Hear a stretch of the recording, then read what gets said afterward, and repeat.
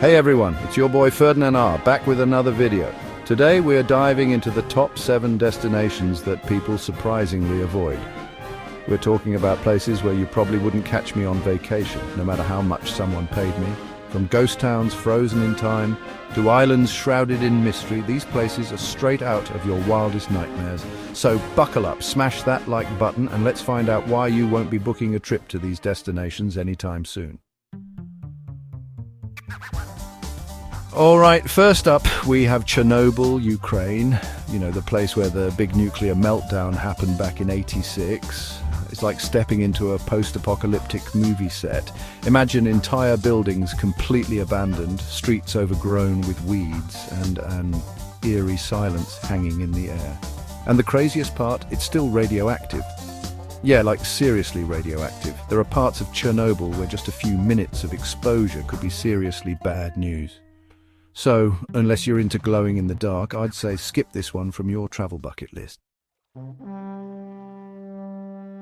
Next up, we're heading to North Sentinel Island, a tiny island in the Bay of Bengal.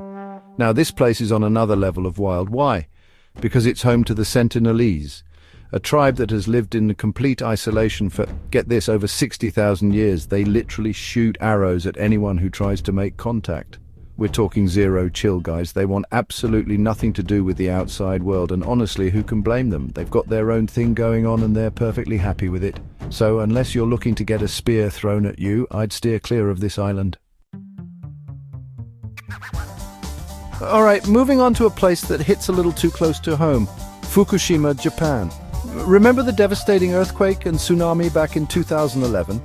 Yeah, that triggered a major nuclear disaster at the Fukushima Daiichi power plant. It was like Chernobyl 2.0. While some areas have been partially reopened, large parts of Fukushima remain ghost towns.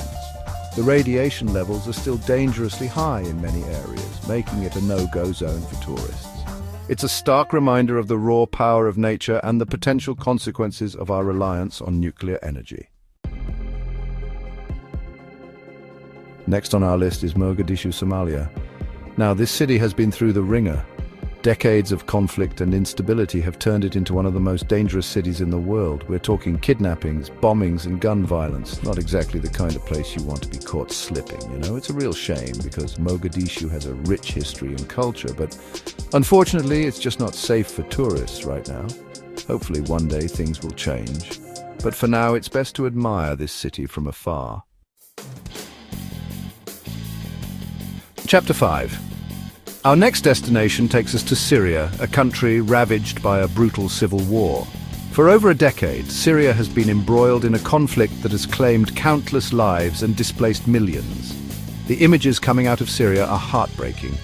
Entire cities reduced to rubble, families torn apart, and a humanitarian crisis of epic proportions.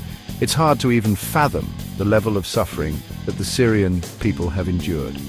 Visiting Syria right now is simply out of the question. It's just too dangerous.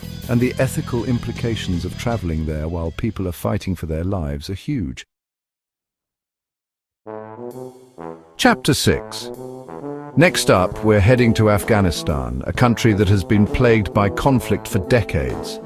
After the recent Taliban takeover, the situation in Afghanistan has become even more volatile. The country is facing a humanitarian crisis, with widespread food shortages and economic collapse. The security situation is extremely unstable, with the constant threat of violence and terrorism. It's definitely not a place for a casual vacation. Our thoughts go out to the Afghan people during these incredibly difficult times. Chapter 7. Last but not least, we have Yemen, a country gripped by a devastating civil war. Yemen has been dubbed the world's worst humanitarian crisis, with millions facing starvation and disease.